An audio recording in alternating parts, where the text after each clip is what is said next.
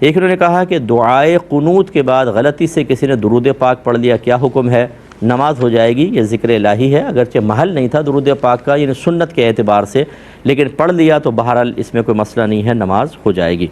انہوں نے کہا کہ رکوع کے اندر یاد آیا کہ پچھلی رکعت کا کوئی سجدہ باقی تھا، تو رکوع سے ہی ایک دم سجدے میں چلے گئے تاکہ پچھلی وہ رکعت کا سجدہ کر لیں، کیا حکم شرع ہوگا؟ دیکھیں اس طریقے سے بھی ہو جائے گا کہ اگر وہ چلے گئے پھر کھڑے ہوں اور پھر جو ہے وہ رکوع کریں دوبارہ، پھر اپنی اس رکعت کے 2 سجدے کریں، یہ طریقہ بھی ہے، لیکن افضل طریقہ یہ تھا کہ اس کو کنٹینیو رکھتے، آخر کے اندر 2 کے بجائے 3 سجدے کر لیتے، ایک وہ پہلی رکعت والا اور یہ ابھی والے 2، اور پھر آخر میں سجدہ سہو کرتے، یہ بیسٹ تھا، لیکن چلیں اس طرح بھی کر لیا تو نماز ہو جائے گی۔ باہر کا یہ کویسچن تھا، میرے بیٹے نے زلفیں رکھی ہوئی ہیں، زلفوں کا مطلب ہوتا ہے بیچ سے مانگ نکالنا اور بالوں کو تھوڑا لمبا کر لینا کہ یا تو کندھے تک پہنچ جائیں یا کان کی لو تک، یہ اس کو زلفیں کہتے ہیں، اور نبی کریم صلی اللہ علیہ وسلم کی سنت مبارکہ بھی ہے۔ وہ کہتی ہیں کہ اس کے بال بہت گھنے ہیں اور تو ہر شخص اس کو ہر ایک اس کا صحیح طرح بال نہیں کاٹ سکتا، تو وہ ایک عمر رسیدہ غیر مسلم عورت سے بال کٹواتا ہے، تو اس میں کوئی شرعی عذر تو نہیں ہے، کوئی شرعی مسئلہ تو نہیں ہے، لیکن بہتر تو یہ ہے کہ مرد سے بال کٹوائے، لیکن اگر وہ بہت ہی آپ خود کہہ رہی ہیں عمر رسیدہ ہیں، بوڑھی خاتون ہیں یا بہت ہی زیادہ یعنی ادھیڑ عمر کی ہیں، تو بہرحال گنجائش نکلے گی، لیکن افضل اور اعلیٰ یہی ہے کہ بچہ بھی بڑا ہے، جوان ہے، تو عورتوں کے بجائے وہ مردوں کی طرف آئے، اور یہ کوئی بڑا مسئلہ نہیں ہے۔ اب یہ ہماری زلفیں ختم ہو گئیں، ورنہ میں نے بہت عرصہ زلفیں رکھی، ہم تو خود ہی گھر میں کاٹ لیا کرتے تھے کینچی سے، حالانکہ میرے بال بہت گھنے تھے، تو یہ ہو جاتا ہے، یہ کوئی ایسا بڑا عذر نہیں ہوتا، تھوڑا سا ہمت کریں گے تو ہو جائے گا، گھر میں بھی ہو سکتا ہے، لیکن چلے اگر نہیں تو پھر کم از کم میل سے کروائیں، اور آج کل تو ایسی مشینیں آ گئی ہیں کہ کینچی کی ضرورت ہی نہیں رہی ہے، اتنے ماہر لوگ ہوتے ہیں، بس یہ ایسا کریں گے اور پورا بال زلفیں جتنی کاٹنی ہو جائیں گی۔ یہ ناروے سے ایک کویسچن تھا، وہ کہتے ہیں کہ ہمارے یہاں پر جب کوئی فوت ہو جاتا ہے تو گھروں میں اتنی جگہ نہیں ہوتی کہ تمام مہمان آ جائیں تعزیت کے لیے، افسوس کے اظہار کے لیے، تو یوں کرتے ہیں ہم لوگ کہ مسجد میں ایک دن مقرر کر لیتے ہیں، اور وہاں پہ جتنے بھی جاننے والے مرد عورت ہوتے ہیں وہ آ کے افسوس کا اظہار کرتے ہیں، تعزیت کرتے ہیں، اور بعض مساجد ایسے ہیں کہ اس میں پورشنز ہوتے ہیں، تو مرد جیسے ایک پورشن میں مرد ہیں، دوسرے میں عورتیں۔ اب کویسچن یہ ہے ان کا کہ بعض ایسی خواتین ہوتی ہیں جو حائضہ ہوتی ہیں، ایام مخصوصہ میں ہوتی ہیں، وہ بھی آ جاتی ہیں افسوس کا اظہار کرنے کے لیے، ان کا آنا کیسا ہے؟ اسی طرح کہتے ہیں کہ بعض لوگ سادگی کے ساتھ مسجد میں نکاح کرنا چاہتے ہیں، اس میں بھی ایسا ہوتا ہے کہ وہ عورت مرد آ جاتے ہیں اور ان میں بھی حائضہ عورتیں ہوتی ہیں، تو کیا حکم شرع ہوگا؟ دیکھیں حائضہ عورت کا، اسی طرح کوئی اگر حالت جنابت میں ہے یعنی جس پر غسل واجب ہے، ان کا مسجد میں آنا حرام ہے۔ نبی کریم صلی اللہ علیہ وسلم نے منع فرمایا، آپ نے فرمایا کہ میں حائضہ اور جنوب کی اجازت نہیں دیتا کہ وہ مسجد میں آئیں، تو اس طرح ان کا مسجد میں داخل ہونا گناہ ہوگا، وہ خواتین نہ آئیں۔ افسوس ہی کرنا ہے تو وہ فون پہ بھی کر سکتی ہیں، یا وہ نہ آئیں، باقی یہ کہ جیسے لوگ آ جائیں یا عورتیں آ سکتی ہیں جیسے آپ نے بتایا، الگ پورشن میں ہیں، حائضہ نہ ہوں۔ جو حائضہ ہیں وہ بعد میں یا جا کر ویسے کسی کے گھر کے اوپر، کیونکہ اب تو ایک آدھ کوئی بچے گی، وہ جا کر گھر پہ تعزیت کر لیں، لیکن وہاں پر افسوس کے لیے نہیں آ سکتی، آئیں گی تو گناہ گار ہوں گی۔ اور میں انتہائی دائرہ ادب میں باہر والوں سے گزارش کرتا ہوں، خدا را آپ اپنی ایک الگ شریعت نہ بنائیں۔ ہر ایک سے نہیں کہہ رہا ہوں، یہ ان سے کہہ رہا ہوں کہ جو ان کو منع کیا جائے، کہتے ہیں ارے بھائی چل جائے گا، ہمارے یہاں چل جائے گا۔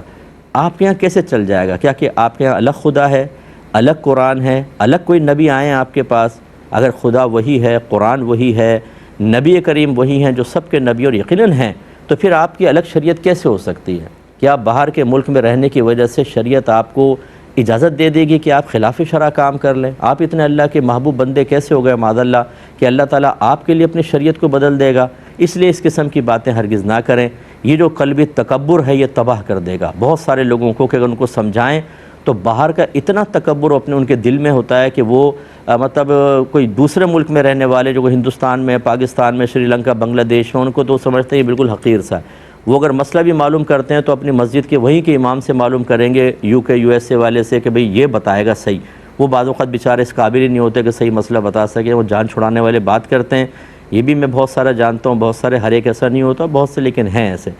اور پھر بعض اوقات تو وہ مانتے نہیں، ارے بھائی ہم نے بہت پڑھ لیا ہے، ہم نے دیکھا ہے انٹرنیٹ کے اوپر یہ فلاں فلاں، وہ بات ماننے کے لیے تیار نہیں ہوتے، اس سے گناہ گار ہوں گے، ایسا ہرگز نہ کریں۔ ایک بھائی نے کویسچن کیا تھا کہ کیا مسجد سے بجلی کا کنیکشن اپنے گھر میں لے لینا شرعاً جائز ہے جبکہ بل مکمل دیا جائے، کیا حکم شرع ہوگا؟ دیکھیں یہ اللیگل ہے، اگر کے الیکٹرک والوں کو پتہ چل جائے گا وہ چھاپہ ماریں گے، اس میں آپ کی گرفتاری بھی ہوگی، مالی جرمانہ بھی ہوگا، اور ہماری شریعت ایسے ہر کام سے منع کرتی ہے جو اللیگل ہو اور وہ ہمیں ذلت تک پہنچانے کا سبب بن جائے، تو اس میں ذلت تک پہنچنے کے امکانات ہیں، لہٰذا ایسا ہرگز نہ کیا جائے۔ ایک بھائی نے پوچھا تھا کہ کیا لڑکا تھا، اس نے پوچھا ہے کہ کیا خوبصورت لگنے کے لیے اپنا جسم اچھا بنانا، جم جانا، ورزش وغیرہ کرنا جائز ہے، جبکہ وہ جم کے اندر صرف میل ہی ہیں، عورتیں نہیں ہیں، اور ستر وغیرہ بھی ہم مکمل ڈھک کر ایکسرسائزز کریں تو کیا حکم شرع ہوگا؟ دیکھیں خوبصورت لگنے کے لیے کرنا یہ مناسب نہیں ہوتا کہ مرد کے لیے اس قسم کی زینتوں کی اجازت نہیں ہوتی، قصد زینت نہ کریں، وہ اپنے اعضاء کو مضبوط کرنے کے لیے اور جسم میں مدافعاتی نظام کو بہتر بنانے کے لیے کہ جتنا آدمی فٹ ہوتا ہے اتنا ہی بیماریاں کم اثر کرتی ہیں، وہ حالات کا مقابلہ کر لیتا ہے، بہت جلدی بیمار نہیں ہوتے ایسے لوگ کیونکہ اسٹرانگ ہوتے ہیں، تو اور اسی طرح نیت کریں کہ کبھی مجھے مذہب اسلام کے لیے اپنی طاقت کو استعمال کرنا پڑا تو چلیں طاقت کو استعمال کروں گا، اس طرح کے اچھے قصد و ارادے کے ساتھ کریں، بیسٹ ہے۔ صرف خوبصورت بننے کے لیے کریں گے، میں یہ تو نہیں کہتا ہوں کہ گناہگار ہوں گے، لیکن یہ سوچ اچھی نہیں ہے، اس کو اگر ہم مکروہ سوچ کہیں یا اس میں کراہت کہیں تو کوئی حرج بھی نہیں ہے، تو یہ نہ کریں۔ اور پھر ایسا ہوتا بھی ہے بعض اوقات جسم بن جاتا ہے تو جان بوجھ کے ہاف سلیوز کی شرٹ پہن کے ذرا ڈھولے شولے نظر آئیں، یہاں سے ونگز وغیرہ نکل کے، پھر چلتے بھی ایسے ہیں وہ ایک اکڑ کے کہ بیچارے کمزور سے تو ڈر کے سائیڈ میں ہو جاتے ہیں کہ بھائی ایسا نہ ہو کونی مار دے تو ہماری ناک واک توڑ دے گا،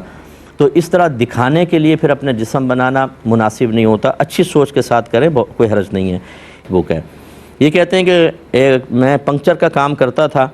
اور جان بوجھ کر اگر ایک پنکچر ہے تو 2 یا 3 بنا دیا کرتا تھا اور پیسے لے لیتا تھا، اب میرا دل میں شرمندگی پیدا ہوئی ہے اور اس کام کو میں ختم کرنا چاہتا ہوں، لیکن جو میں نے پہلے گناہ کیے ہیں ان کی تلافی کیسے ہوگی؟ دیکھیں اچھی طرح یاد رکھیں کہ جب آپ کسی کو مالی نقصان پہنچاتے ہیں تو ایک تو آپ اللہ کے حق میں کوتاہی کرتے ہیں کیونکہ اللہ تعالیٰ نے منع فرمایا، دوسرا دوسرے کے حق میں حقوق العباد میں کوتاہی کرتے ہیں کہ جھوٹ بول کے آپ نے اس سے زیادہ پیسہ لے لیا، تو اس والے معاملات کے اندر پہلے حق العبد ادا کیا جاتا ہے، پھر اللہ کی بارگاہ میں توبہ کی جاتی ہے، لہذا آپ غور کریں، اگر آپ کو یاد ہے کہ کون کون لوگ آئے تھے اور کس کس کا میں نے پنکچر لگایا تھا، جیسے قریبی بھی ہوتے ہیں ان کے بارے میں یاد ہوتا ہے تو ان کو پیسے واپس کرنا واجب ہے، اور اگر ایسا یاد نہیں ہے کون آیا کون گیا تو پھر آپ کو اتنی رقم صدقہ کرنا واجب ہوگی ان نامعلوم مالکان کی طرف سے کہ جو آپ نے زائد وصول کی ہے۔ اگر رقم یاد نہیں ہے تو دل میں تحری کر لے، سوچ لیں کتنا ہوگا، 50,000 60,000 70,000 اتنا صدقہ کر دیں ان مالکان کی طرف سے، انشاءاللہ آپ بری الذمہ ہوں گے۔